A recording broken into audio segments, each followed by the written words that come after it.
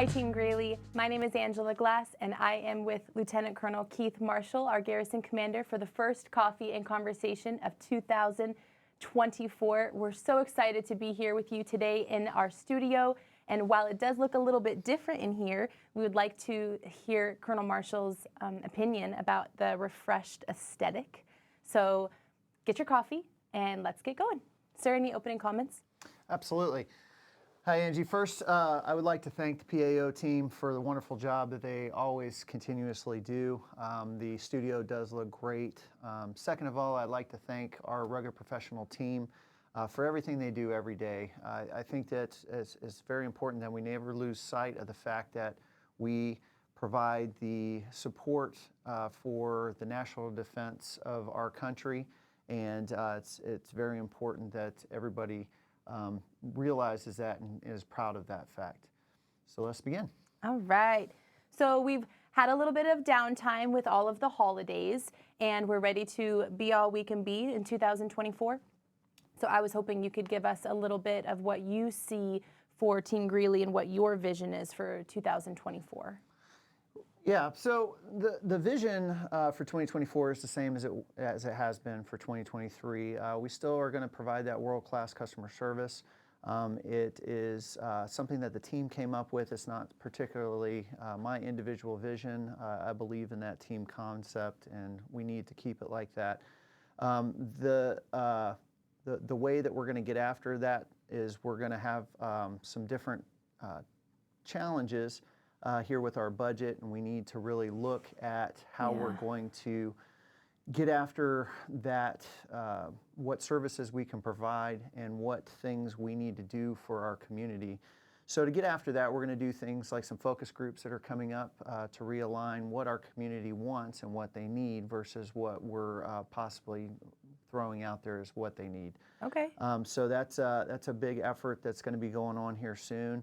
We do have other considerations, like I said, with the budget. We are going to have to take a real hard look at some of those services that we have not been funded to do, and then how we can provide other services without impacting the community. So I'm excited for 2024. I think that we're going to do great. It's just a matter of getting that together and making sure that we're using our resources appropriately. Okay. So we are about to receive our orientation visit from Lieutenant General Sean Gainey, the new Commanding General for Space and Missile Defense Command. And you have met him before. Can you tell Team Greeley a little bit about his leadership style and what we can do to make a good first impression?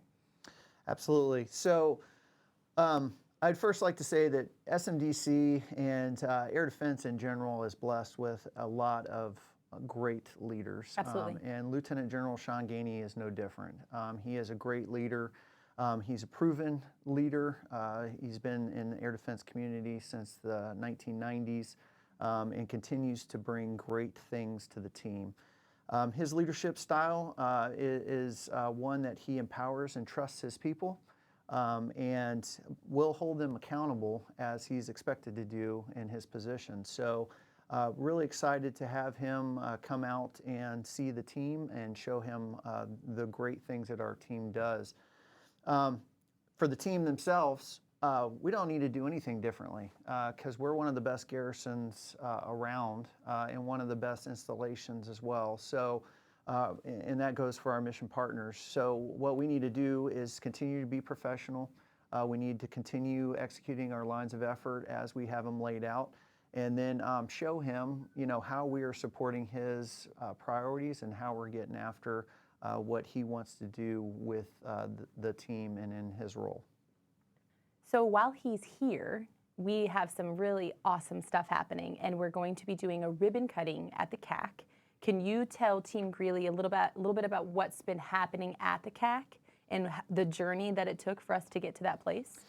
Absolutely. So the CAC is a special place. It continues to support our community. One of the CAC started a long time ago, and a lot of the efforts and things such as the the Java Cafe that's being renovated, and Can't also wait. the bar that's being renovated is coming to fruition here in February next month. So expect to do some type of soft openings, you know, to try to work out some kinks and maybe Yep. some issues beforehand, before the actual opening. But you know, things like the bar is to get after that maybe contingency or group that we've missed, where it's not so you know, geared towards the families. It's more geared towards adults being able to go and relax and enjoy themselves in more of a secluded area. Absolutely. So, you know, excited that that's all coming online, and that's due to a lot of my predecessors' hard work, you know, and really a shout out to a lot of their efforts and the continued team support to get that done. Things we have coming up, we are still on track to get the playground addition started. We're supposed to break ground here in 2024. There are some concerns there for budgeting, some other issues that are swirling around, but I think that we're going to still be successful in starting that project.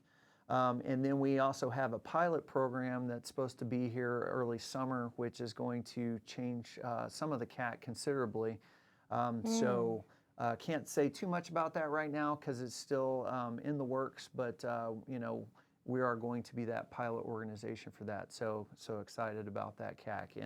And the CAC really, it should just be that. It's a community activity center. So we're trying to bring things that are going to interest the community. Yes. And it's important that we go back to those focus groups and then we address all of the different areas, everything from how we do our you know, morale, how we do our recreation, to, you know, the gym, to auto services, to outdoor rec, all of those MWR options, how we're doing that. So a plug for all of those different focus groups for people to please come out and be heard so that we can align our resources correctly with the community. Absolutely. When the Java Cafe opens, what will be the first drink you order? Well, my go-to is a white chocolate mocha. Okay. You know, I definitely am not a coffee drinker that enjoys just straight black coffee. Oh, okay, that was all right. I think that's punishment in a lot of cases. But hats off to you if you Yeah. can. I just can't. My grandparents definitely did. Maybe that's what turned me off to it originally.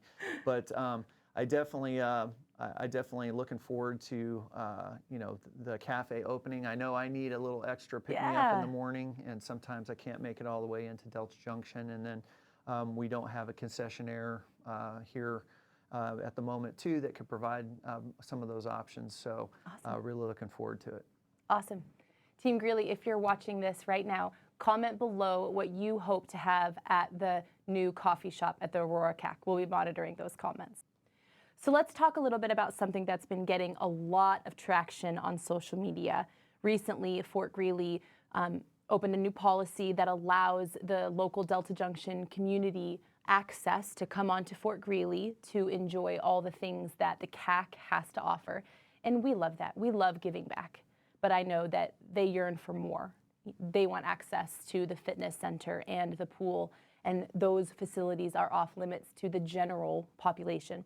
And I'm hoping that you can just talk a little bit about why that is. You know, we want to do what is ethically, moral, legal, but can you explain why those facilities are not open to the general public? Of course.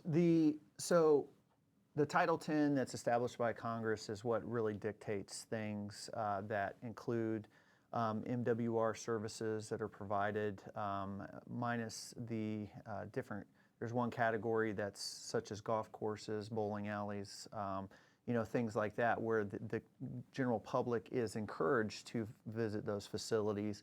The issue with the CAC is that it fits in all the categories.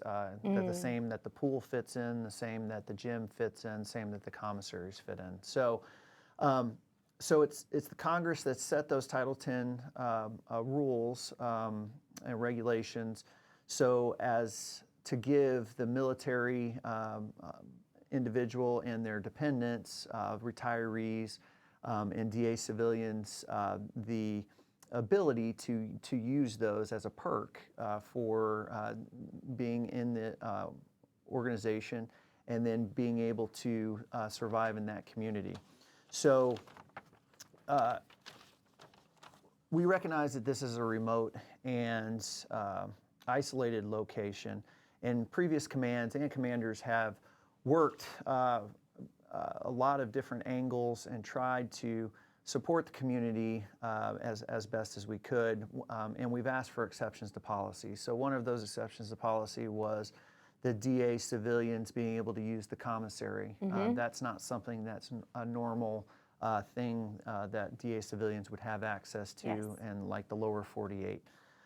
So we got that approved. The most recent one that we had success with is the CAC. That's another one that we're trying, to get the community more involved, because we do definitely want to include the community as much as possible with this tight-knit community, and we want to be able to share our resources.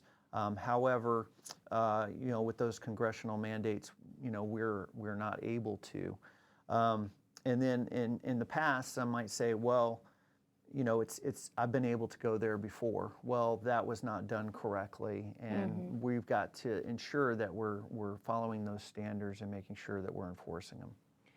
So what you're saying is that every facility has a different category, like a government, like a labeled for a different category, and that only specific people can go to those places? Is that what you're saying when you say Title 10 dictates? Yes, and the categories, basically it comes down to funding, like who's funding what. So take an example of a golf course. It's not being funded by appropriated funds. So the military or the government is not giving funds to run that establishment. That's all being done from the non-appropriated fund side of the house, which is your things that are generating money. Got it. So okay. the golf course and would generate those funds, and it would be self-sustaining, and it would provide those profits to be able to continue operations. For things like the pool here at Fort Greeley, that is a category where it was built by those appropriated funds for soldiers to be able to use, to be able to train, and then civilians would be able to use it, well, I should say, DA civilians and military members and their dependents, retirees, would be able to use that as, again, a perk outside of that training. So even though it's a pool and it seems like it would be able to be used by anybody, again, it goes back to that congressional mandate that says that it could not be used for that because of the way that it was financed and built. Okay, that's understandable. Team Greeley, if you have any questions about access to Fort Greeley and the facilities that we have out here, please list them below and we will get back to you in a timely manner. So, sir, you've been here for 6 months now, and in your command for 6 months. Can you give our audience your snapshot assessment of Team Greeley, and where do you see this installation in 5 to 10 years? Well, it's been 6 months. It feels like it was just yesterday. I know. I very sad about how fast the time is moving. However, my assessment of Fort Greeley is a great team, great potential. Definitely can understand why people come to Alaska and stay here, want to be a part of this community, and understand how great this place really is. The thing that I would say for the next 5 to 10 years, I do not see that it's going to change, that we are such a pivotal role in the national defense, especially against intercontinental ballistic missiles. So that's going to stay in effect at least for the next 5 years. Then past that, I do see growth and expansion for the Arctic forces that the military is trying to develop, so that we have those capabilities in the Arctic, be able to meet adversaries that may be trying to fight in that environment. So I do see possible growth and expansion into that, but I also see there may still be a focus to only stay into that national defense role. I think that time does move a little slowly here, and I think that that's also because of the way that we're structured. They want us, they being the senior leadership, want us to have that singular focus and make sure that we're doing that one thing well, because it's very important. So I don't know if we're going to branch out into different areas in the meantime. But there's always great growth for expansion. We have a beautiful Army airfield that could be utilized, and we have a bunch of land space that could also be developed into support, the forces, in the future. Excellent. Do you think that now that you're 6 months in, do you think that this place has exceeded your expectations? Oh, absolutely. I expected the Fort Greely to be a super professional place, place where people, get the mission done, regardless of whatever was going on. So I'm very proud of the team. I'm very happy to be a part of this family and the legacy that is Fort Greely. So definitely exceeded my expectations and then some. And we'll hopefully exceed anybody's expectations, in 2024, 2025. 100%. Okay, so we're about to experience some really cold weather. What advice do you have for our housing residents for things that they can do to be safe while Mother Nature bears down on us? Because we've had a pretty warm winter, considering. Yeah. So the weather is very unpredictable out here. That's one thing I've learned for sure. And the Weather Channel doesn't predict much right out here either. I would give the advice that be prepared, especially for any type of unexpected winter storms. As we see, a lot of the lower 48 is going through a lot of different challenges with the winter storms that have been hitting those locations. One of our sister locations, Kwajalein Atoll, just got struck by some pretty disastrous weather with the waves that hit them, and they're doing a great job making sure that all of their people are safe and accounted for, so heart goes out to them. But for the team here, for our housing, make sure that you are prepared, have your supplies. Make sure if your kids are going outside to make sure they have all their skin covered, because it's in this type of weather, it only takes a few minutes and some damage could occur to, our sensitive skin. And then same thing with animals, just keep an eye on them, make sure that they're safe, and look after each other. Great advice. So, sir, we're about to welcome JPMRC back into the Donnelly training area for its second rotation into our neighborhood. Why are these training opportunities so crucial to our soldiers? What can the community expect to see during this time?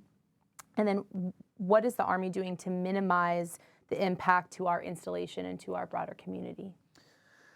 Well, so, the training here is valuable in the fact that it does replicate those Arctic climate and the things that you face, because a lot of the equipment that we use works great when it's warm outside or extremely hot, and then when it's kind of cold, it doesn't want to perform in the same manner. So getting out here, being able to see that how it works, if you need to warm up your Humvee a little bit longer, coming over or overcoming a lot of those obstacles in just the simplest things in this cold weather can be a challenge. So it's very valuable in that fact that soldiers get the chance to come out here, do their normal activities in this environment, and then be able to perform their mission, not just for the first time or experience it for the first time in actual combat. For the community as a whole, what we can expect is Fort Greely doesn't project that we're going to have much of an impact on our operations here on Fort Greely proper.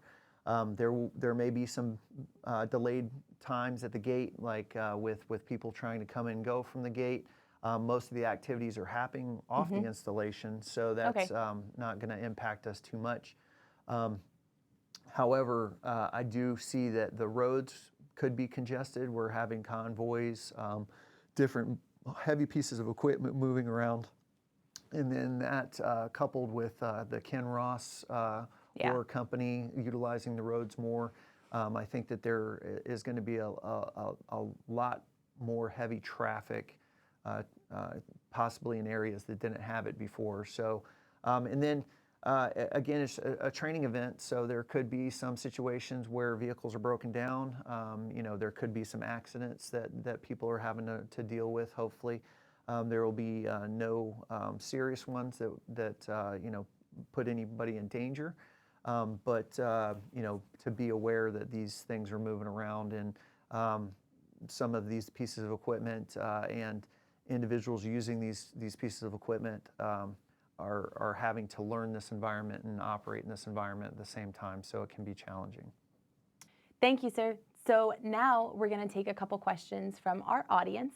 Does anyone have any questions? Yeah, I got one. Hey, sir, this is Jeff from DPW. So with the world-class customer service comes along people, and that's been one of our biggest struggles out there in the field, is getting people. Along with that is the starting pay and wages for people, according to the private sector. It seems like the government service is falling behind on their wages. Is there anything in the future plans to try to narrow that gap between private sector and government wages? Yeah, Jeff, thanks for the question. So yes, we are definitely trying to push the fact that we need people out here. We need not just the people we have now, but we need the next generations of people that are going to replace them after retirement, or you know, that they move on to those next chapters and what they're wanting to do in their careers or lives. So you know, I think that the problem as a whole that we're seeing is just a microcosm overall. As you stated, you know, there is a gap between the government services and the private sector. But I also would have to say that some of those intangibles that the private sector doesn't provide employees, such as, you know, access to things like the commissary, access to the gyms, access to other you know, amenities. Those are things that maybe aren't taken into that calculation or that calculus of things that they're given, you know, through that government service, and also the predictability piece of that. You know, you're not gonna a contract isn't gonna finish and then all of a sudden you're not gonna have a job, or you know, you might have to you know, sometimes that might be some uncertainty in your profession. So I would just say that I know we're taking a look at it. I don't know if we're going to have any solutions anytime soon, because we are still a part of the organization as a whole trying to shape that. But we have been successful in some of our hiring actions in the past several months, where we've been able to offer some additional incentives and things to bring people to the area that may have not been, you know, considering Fort Greely before. So definitely, I think we're on the right track, and we'll continue to get after that as best we can. Thank you so much for spending time with us today, Team Greely, to our live audience and to those that are watching on your computer. But now we really need your help. So here at Team Greely, we want to take our communication strategies to the next level, and we can't unless you tell us what you need. So we would like to know, to have good, honest feedback about what we've been doing. Do you like the way content is being delivered to you? Do you like coffee and conversation? And if not, what do you want? How do you want information delivered to you? So if you can comment below the things that you liked about this podcast, the things that you didn't like, and what your ideas are for the future, let us know. Thank you, Colonel Marshall, for spending time with us today. Absolutely. Stay rugged. I'm out.